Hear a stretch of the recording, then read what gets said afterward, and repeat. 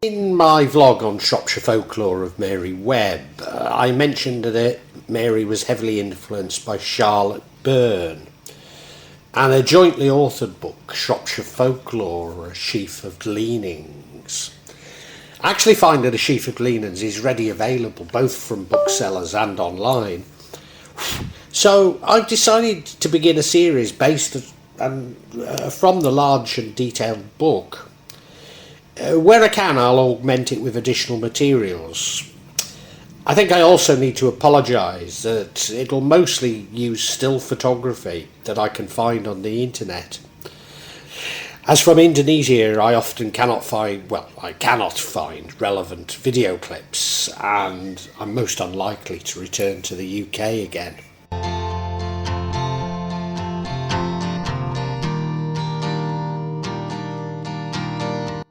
Charlotte Sophie Burne, or Lottie, 1850 to 1823.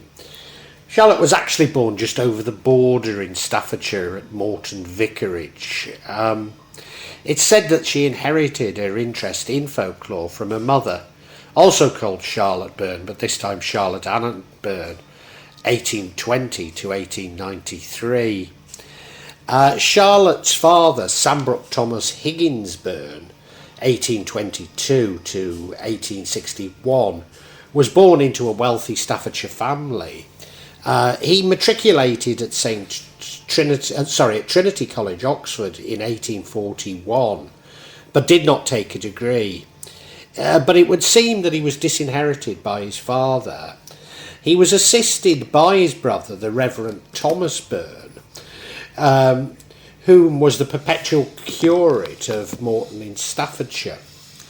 However, the family moved to Summerhill, Edgemond in Shropshire in 1854, having exhausted their welcome at the Morton Vicarage.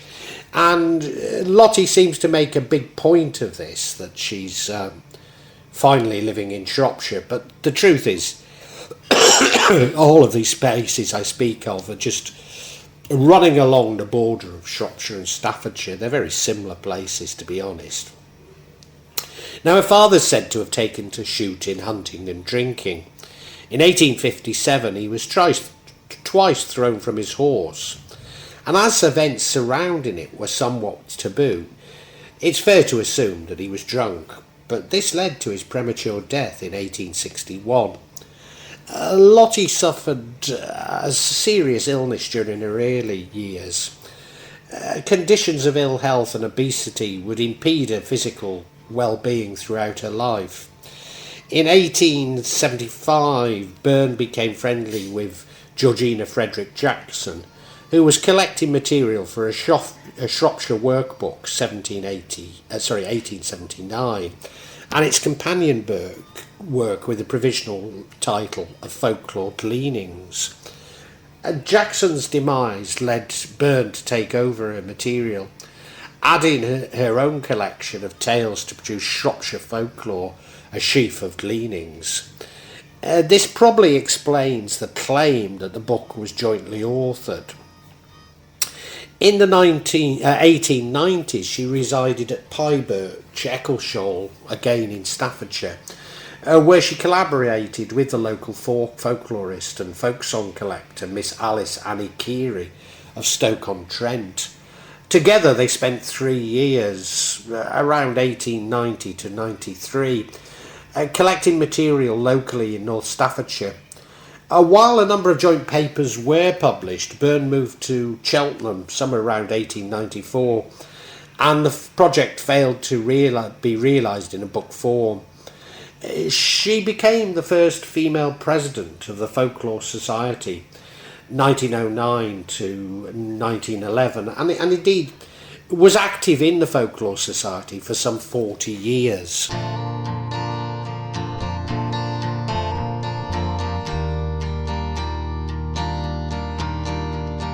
And Lottie describes a number of traditional nursery rhymes. There are so many that I have to say I have partial recollections of. But as my father and his aunt, who often looked after me, were originally from Liverpool, I cannot be certain of how many were authentically Shropshire. One that Lottie mentions that I remember was knock at the door, tapping on the child's foothead, ring the bell, pulling an ear, peep through the keyhole, encircling the eye with the forefinger and thumb, lift the latch, pulling up the nose, wipe the shoes, stroking the upper head, walk in, putting a finger in the mouth, chin chin chin choker, chucking under the chin. Although really a game to determine who a girl would marry, both genders would repeat tinker, tailor, soldier, sailor, rich man, poor man, beggarman, thief. Often it was repeated when pulling petals off a flower, especially a daisy, or counting the stones from prunes. Lottie suggests that the Muffin Man originates in Oswestry, but as it refers to Shrewsbury, I doubt if this was true. Indeed, I was always told that it was a traditional Shrewsbury rhyme. Do you know the Muffin Man? Do you know his name? Do you know the Muffin Man that lives in our lane?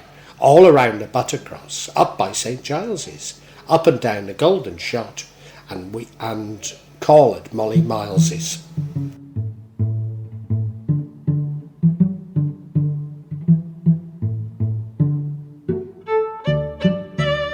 There were so many traditional riddles. Lottie mentions one that appeared on Condover church clock. Many may inspect me, some may find fault with me, but few there be can mend me. Or on the beehive in Kingsland, within this hire we are alive, good liquor makes us funny. If you are dry, come in and try and the flavour of our honey.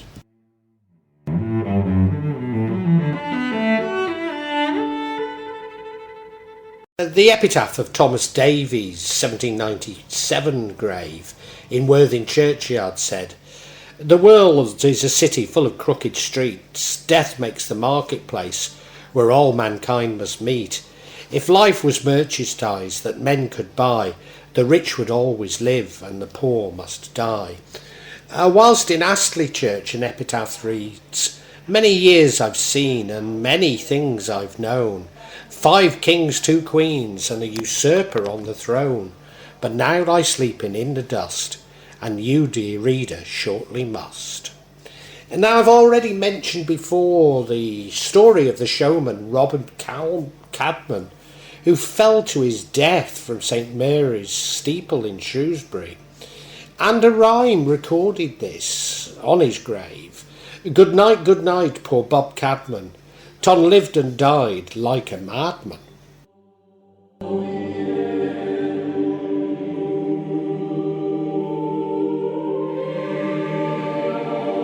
The rhymes I recall from my childhood include Shropshire born and Shropshire bred, strong in the arm and thick in the head, although I suspect that Yorkshire has a greater claim to this. Another that is definitively Shropshire was, "You munna say dunna, it inna correct, and you canna say wanna, 'cause that inna right."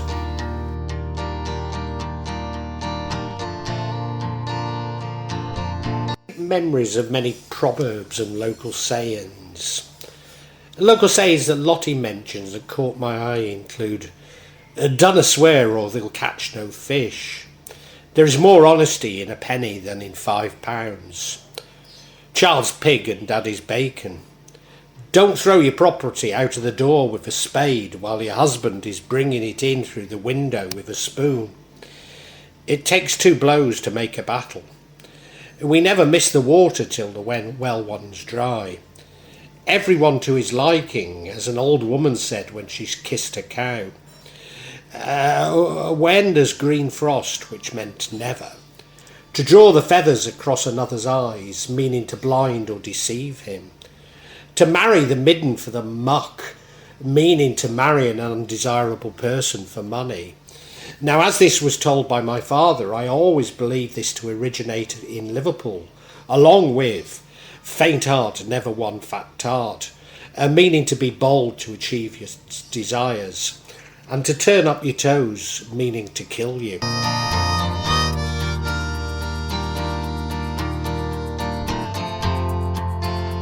Church bells are a popular subject folk rhymes. A nut and a kernel, say the bells of Acton Burnell. A pudding in a pot, say the bells of Acton Scott.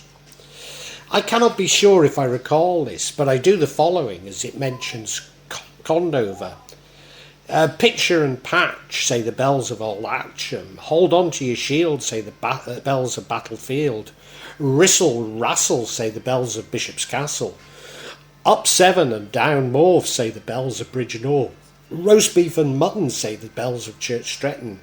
Hop, skip and run, say the bells of Clun. Say the bells of... Oh, I've missed one. Anyway, under and over, say the bells of Condover. A stick and a stone, say the bells of Headton. You're too fond of beer, say the bells of Ellesmere. Why don't you ring louder, say the bells of Hope Bowdler. Because we're beaten, say the bells of Eton. Butter, milk and whey, say the bells of Hope Say. An old lump of wood, say the bells of Lee Botwood. Roast goose and gander, say the bells of Longner. How dare you so, say the bells of Ludlow. Because I've a mind, say the bells of Lentwardine. We all must die, say the bells of Lidbury. An owl in a tree, say the bells of Nordbury. The crows on a tree, say the bells of Oswestry. Roast beef and be merry, say the bells of Shrewsbury. Itchy and scabby, say the bells of the Abbey. Three naked lads, say the bells of St. Chad's. Three silver pikelets, say the bells of St. Michael's. Buttercups and daisies, say the bells of St. Mary's. A boiling pot and stewing pan, say the bells of St. Julian. You're a rogue sartin, say the bells of St. Martin. Up the ridge and down the butt, say the bells of Smethcott. Roast beef and mutton, say the bells of Old Upton. Jack and Jim the tailors, having a rogue the ringer. Ivy, holly and mistletoe, say the bells of Wissentoe. Whilst the great bell of Shrewsbury Abbey, dedicated St. Mary and St. Winfred, was inscribed Sancta Renfrida Deo non comadria memento ut petita sao nos serat ab hostes commento prostige para qui quos convoco vigio Maria. St. Rinidfred's relics lay enshrined in the Abbey church below, but the abbey itself was dedicated to St. Peter and St. Paul, and the parish church contained in it to the Holy Cross.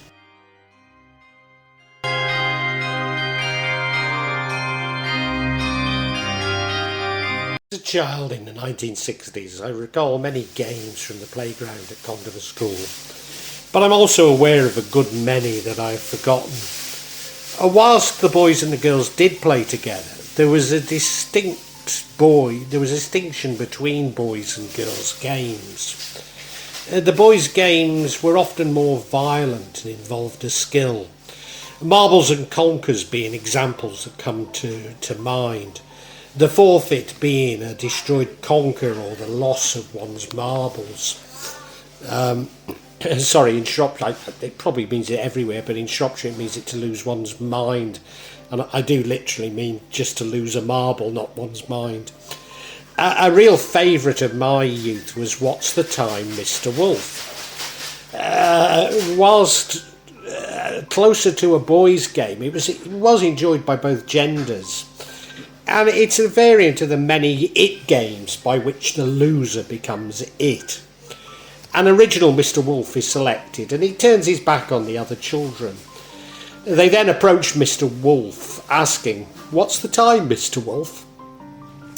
To which Mr. Wolf replies with a time, such as 2 o'clock. But when Mr. Wolf says dinner time, he would chase the other children, with the one Mr. Wolf caught being the new Mr. Wolf. Whereas the girls' games tended to be more choral, often involving gatherings in a circle. All too often the girls' games involved some sort of forfeit, being some sort of personal contact, such as a kiss from the boy who got caught. As boys, we were loath to kiss the girls. I believe this to have been the main reason for the gender division within our games, but maybe there's something more primordial than that. Indeed, I recall a line of girls, arms linked, singing a ditty, coming for boys to play with them, but I also remembered being absolutely petrified of them. Lottie mentions one game in which she seems to describe the games played by girls in Condover, although I cannot be sure that it was actually one that was played. Lottie calls it Kiss the King. Two players pursue another one in and out of a ring, running under the uplifted arms of a player who compose it. The pursuer carefully keeping track of the pursued, as the right to kiss is forfeited if a mistake is made. Such a game involved a ring, were generally accompanied by a rhyme. One that Lottie mentions I certainly recall. A hunting we will go, a hunting we will go, we'll catch a little fish and put him in a dish and never let him go.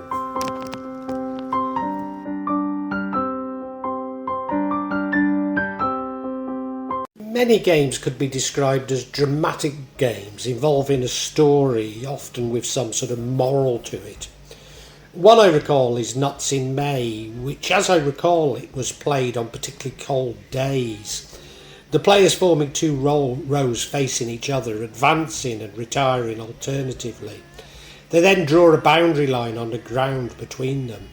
It was played to the rhyme. First row, nuts in May, here we come gathering nuts in May on a cold and frosty morning. Second row, and who could you come to gather away,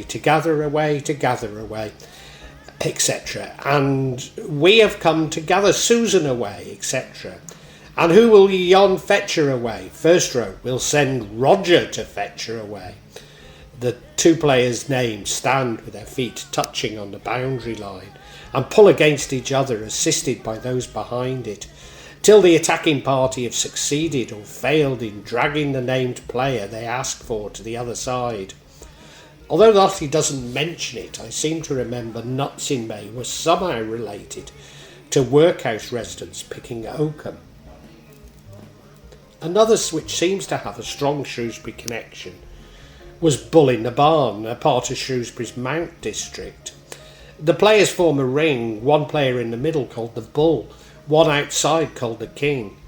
A Bull, where's the key to the barn door? Chorus, go to the next door neighbour. King, she left the key in the church door. Bull, steel or iron. The bull then forces themselves outside the ring, and whomever they catch becomes the new bull. Another I fondly recall was said before Christmas. Christmas is a-coming, the geese are getting fat. Please put a penny in the old man's hat. If you haven't got a penny, a halfpenny will do. If you haven't got a halfpenny, then God bless you. I seem to recall it being played in the playground at Condover School. Boys and girls would form a line and hold hands raised in the air. The couple at the back would then dance under the raised hands until they reached the front. This was repeated until the God bless you was reached, at which point the hands came down, capturing the last couple. I'm not sure this meant that they were... I'm sure that this meant that they were now it. But I cannot recall the forfeit. Maybe a kiss.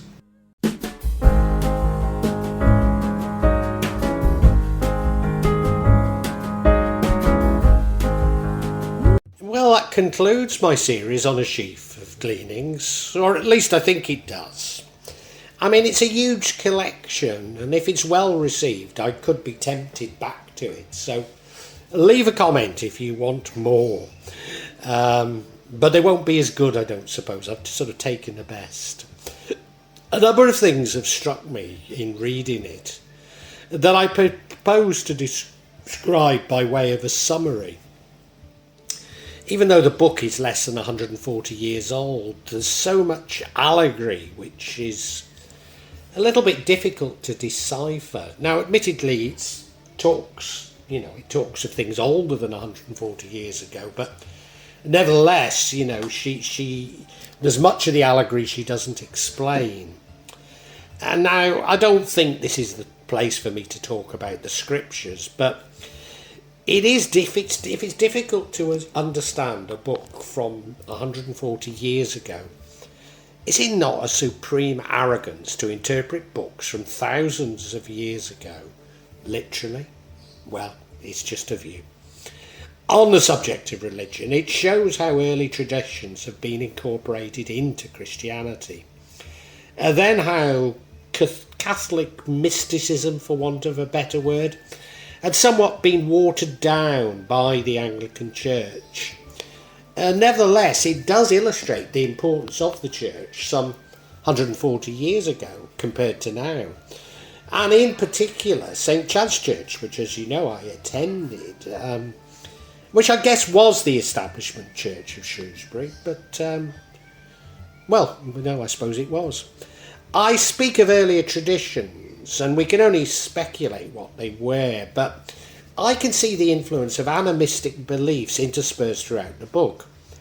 Yes, these have been given a sort of veneer of Christian moralism, but they do seem to point to a much more caring and respectful attitude towards nature, and indeed an acceptance of how things are, in contrast to the modern day preoccupation with micromanaging everything.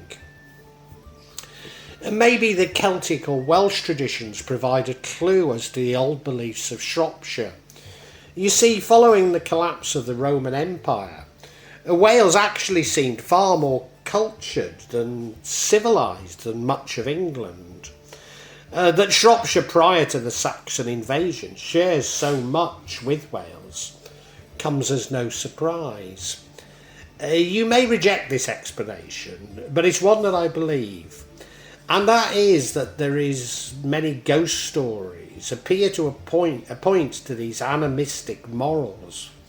Of course, their true meaning now has been completely lost, and we only focus on the salacious details, often seeing it as a part of tourism promotion. But what does surprise me is how Shropshire looked far more towards northern England and the Midlands. This confirms my perception that in the 1960s we would say Shropshire was next to Wales, or south of Liverpool or Manchester, but never to the west of Birmingham. Of course, East Shropshire was much more likely to have links with Staffordshire and the Black Country. But again, the distinction between East and West Shropshire is all too apparent in this collection. As the cradle of the Industrial Revolution, it's not surprising to find conditions in the Iron Bridge Gorge almost reminiscent of Engels' Manchester, whilst West Shropshire was distinctly agrarian, even feudal, and seemingly holding on to more traditions. However, Shrewsbury itself was much more mercantile. These very different economic relationships and the tensions that they caused are also very much in evidence. So much of what is described as folklore appears to have represented how tradition was used to challenge authority, sometimes even traditional authority, but nevertheless it was this custom and practice, this tradition that was the challenge. But what shocked me the most is just how many of these traditions I recall from my childhood in the 1960s. I have no idea if these traditions remain in Shropshire's rural areas today, but I have to say, regrettably, I somehow doubt it. Indeed, what I detect is the commodification of our past and indeed our childhood, so that now even children's games have been supplanted by toys and commercial games.